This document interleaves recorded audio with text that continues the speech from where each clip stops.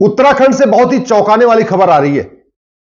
उत्तराखंड के रामनगर में वन विभाग की जमीन पे 1000 घुसपैठियों ने बाकायदा अपना मकान बना लिया है।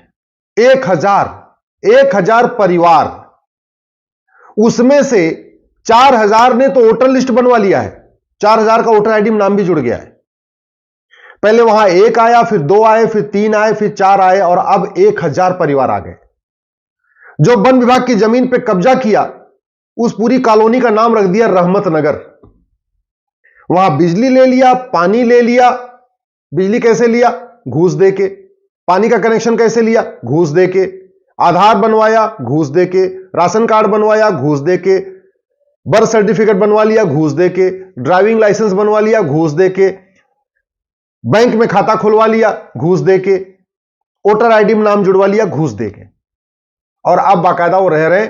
और बड़ा एक उन्होंने और भी काम किया कि जब सारे डॉक्यूमेंट बन गए, वोटर आईडी में नाम जुड़ गया, तो उन्होंने अपनी जमीन को दूसरे घुसपैठियों को ट्रांसफर कर दिया 10 रुपए के स्टैंप पे, जिससे कल को कोई ये ना कहे कि भाई तुम आए कहां से।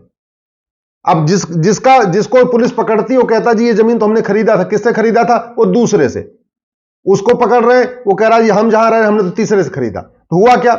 झुग्गी नंबर 1 वाले ने अपनी जमीन झुग्गी नंबर 2 वाले को 10 रुपए के स्टैंप पेपर पे दे दिया। झुग्गी नंबर 2 वाले ने झुग्गी नंबर 3 को दे दिया। झुग्गी नंबर 3 वाले ने झुग्गी नंबर 4 को दे दिया। इसका मतलब सारे के सारे रहने वाले सारे वहां घुसपैठी हैं, लेकिन उन्होंने तहसील में जाके दलालों को पकड़ा, 10-10 रुपए के स्टैंप पेपर पे अपनी झुग्गी दूसरे को बेच दिया। जब 2017 मैंने पीआईएल फाइल किया था, उस समय मैंने कहा था सुप्रीम कोर्ट में 5 करोड़ घुसपैठी आ चुके हैं। अब तो 2024 हो चुका है, अब तो ये 5.5 करोड़ हो चुके हैं। ऐसा कोई घुसपैठिया नहीं है जिसके 10 से कम बच्चे हैं। 15-15 बच्चे हैं घुसपैठियों के, 16-16 बच्चे हैं इनके। हर साल एक बच्चा पैदा हो रहा है। घुसपैठ हमारी राष्ट्रीय सुरक्षा के लिए खतरा है, लेकिन आज तक घुसपैठियों पे एनएसए लगाया ही नहीं जा रहा है। घुसपैठ हमारी देश की एकता अखंडता के लिए खतरा है, लेकिन घुसपैठियों पे यूएपीए लगाया ही नहीं जा रहा। घुसपैठ वेजिंग वॉर है, इनडायरेक्ट वॉर है, भारत पे कब्जा करने की एक साजिश है। उसके लिए हमारे पास एक कानून है, सेक्शन 121, उसको वेजिंग वॉर कहते हैं इंडियन पिनल कोड में। लेकिन किसी भी घुसपैठिए पे वेजिंग वॉर की धारा नहीं लगाई जा रही है। घुसपैठ एक ऑर्गेनाइज क्राइम है, सिंडिकेट है पूरा, उनको बाकायदा प्लान्ड वे में बसाया जाता है। लेकिन घुसपैठियों और उनके मददगारों के खिलाफ गैंगस्टर एक्ट भी नहीं लगता है। ये जो घुसपैठ की जा रही है, ये भारत को बर्बाद करने के लिए की जा रही है, लेकिन घुसपैठियों पे देशद्रोह की धारा नहीं लग रही है। जब तक घुसपैठियों और उनके मददगारों की 100% प्रॉपर्टी जब्त करने, घुसपैठियों और उनके मददगारों की नागरिकता खत्म करने, घुसपैठियों और उनके मददगारों की आजीवन कारावास देने के लिए कानून नहीं बनेगा, तब तक घुसपैठ नहीं रुकेगी। घुसपैठिए बॉर्डर पे 2000 रुपए देकर आ रहे हैं, 2000 रुपए में राशन कार्ड बनवा रहे हैं, 2000 रुपए में बर्थ सर्टिफिकेट बनवा रहे हैं, 2-3 हजार रुपए में ड्राइविंग लाइसेंस बनवा लेते हैं, 2-3 हजार रुपए देकर वोटर आईडी नाम जुड़वा लेते हैं, बैंक में खाता खोल लेते हैं और केंद्र सरकार की सारी योजनाओं का लाभ लेते हैं और राज्य सरकार की सारी योजनाओं का लाभ ले रहे हैं। भ्रष्टाचार हमारे लिए कितना बड़ा खतरा, इसका भी एग्जांपल आप खुद देख लीजिए। जितने घुसपैठी आए हैं, ये सब भ्रष्टाचार की पैदाइश है। ये 2-2 हजार रुपए में जो लेखपाल, पटवारी और बाबू और दलाल उनके सारे डॉक्यूमेंट बना रहे हैं, इससे बड़ा देशद्रोह क्या हो सकता है? लेकिन उनको खौफ इसलिए नहीं है, आज तक किसी भ्रष्टाचारी की, किसी घूसखोर की, किसी कमीशनखोर की, किसी दलाल की न प्रॉपर्टी जब्त हुई, न नागरिकता खत्म हुई, न जीवन कारावास, फांसी हुआ। और वो क्यों नहीं हुआ? हमारे पास कानून नहीं। हमारे पास तो अवैध निर्माण के खिलाफ भी कठोर कानून नहीं है। अरे वन विभाग की जमीन पे लगातार मकान बनते जा रहे हैं। क्यों? क्योंकि वन विभाग की जमीन पे जो मकान बनता है कुछ होता ही नहीं है। बॉम्बे में तो जो एयरपोर्ट है उसके नीचे झुग्गियां बस गई हैं। पूरी बॉम्बे एयरपोर्ट के चारों तरफ झुग्गी बस गई है और कुछ नहीं हो रहा है। क्यों? क्योंकि कानून नहीं है। मैं फिर से कह रहा हूं, अवैध निर्माण करने वालों की 100% प्रॉपर्टी जब्त करने, अवैध निर्माण करने वालों की नागरिकता खत्म करने, अवैध निर्माण करने वालों को आजीवन कारावास देने के लिए जब तक कानून नहीं बनेगा, तब तक सड़क के किनारे भी अवैध निर्माण होगा, एयरपोर्ट के किनारे भी अवैध निर्माण होगा, वन विभाग की जमीन पे भी निर्माण होगा, गोचर जमीन पे भी निर्माण होगा, बंजर जमीन पे भी निर्माण होगा, पार्क पे भी अवैध निर्माण होगा, बस अड्डे के किनारे भी निर्माण होगा, रेलवे स्टेशन के किनारे भी अवैध निर्माण होगा। कानून इसको रोक पाएगा? ये तू मैं करने से, आरोप प्रत्यारोप करने से, नूरा कुश्ती करने से, कविता पाठ करने से, सोशल मीडिया में वीडियो शेयर करने से न घुसपैठ रुकेगी, न तो ये अवैध निर्माण रुकेगा। केवल प्रॉब्लम की चर्चा करने से डेमोग्राफी में जो बदल रही उसमें कोई परिवर्तन नहीं आएगा। परिवर्तन तब आएगा जब दंड व्यवस्था ऐसी हो कि भारत में घुसपैठ करने के पहले आदमी का दिमाग कांप जाए। घुसपैठ तब रुकेगी जब घुसपैठियों की मदद करने से पहले आदमी 100 बार सोचे कि अगर हमने घुसपैठिए का आधार बना दिया, राशन कार्ड बना दिया, हमें आजीवन कारावास हो जाएगा, फांसी हो जाएगी, हमारी 100% प्रॉपर्टी जब्त हो जाएगी। अगर हमें घुसपैठ रोकना है, अवैध निर्माण रोकना है, भारत की जो डेमोग्राफी बदल रही इसको बचाना है, हमें तत्काल 1 नेशन 1 पुलिस कोड लागू करना पड़ेगा।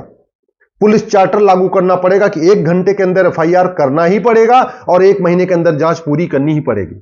1 महीने के अंदर जांच तब पूरी होगी जब नार्को पॉलीग्राफ ब्रेन मैपिंग कानून बनेगा।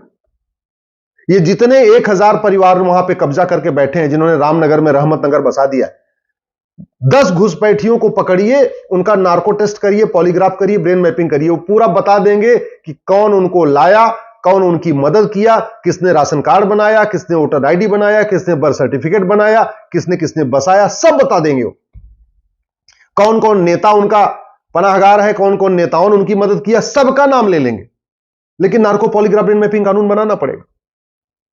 अगर आपको घुसपैठ रोकनी है, अवैध निर्माण रोकना है, जो डेमोग्राफी बदल रही है इसको रोकना है, तत्काल भारत में जुडिशियल चार्टर लागू करना पड़ेगा। जजों की अकाउंटेबिलिटी फिक्स करनी पड़ेगी। कोई एडजमेंट नहीं, कोई तारीख पे तारीख नहीं, साल भर के अंदर मुकदमे का फैसला। और जितने काम पैसे के लिए होते हैं उसमें 100% प्रॉपर्टी जब्त करने, नागरिकता खत्म करने, सिटीजनशिप खत्म करने और 1 साल के अंदर आजीवन कारावास, फांसी देने के लिए कानून नहीं बनेगा तो कभी अपराध रुकेगा ही नहीं। अल्टीमेटली जो घुसपैठियों की मदद करते हैं पैसे के लिए, जो घूसखोरी करते हैं, कमीशनखोरी करते हैं, दलाली करते हैं घुसपैठियों के लिए, बॉर्डर पे इंटर कराते हैं, पैसे के लिए करते हैं ना।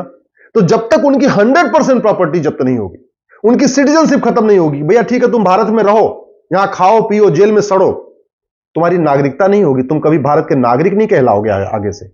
जब तक ये टेरर नहीं होगा ना, तब तक घुसपैठ नहीं रुकेगी, तब तक डेमोग्राफी हमारी बदलती रहेगी और तब तक घुसपैठी अवैध निर्माण करते रहेंगे। अगर वास्तव में हम चाहते हैं यहां पे कि भ्रष्टाचार खत्म हो, तो हमें 1 नेशन 1 टैक्स लगाना ही पड़ेगा। 1 नेशन 1 टैक्स के बिना भ्रष्टाचार को खत्म करना नामुमकिन है।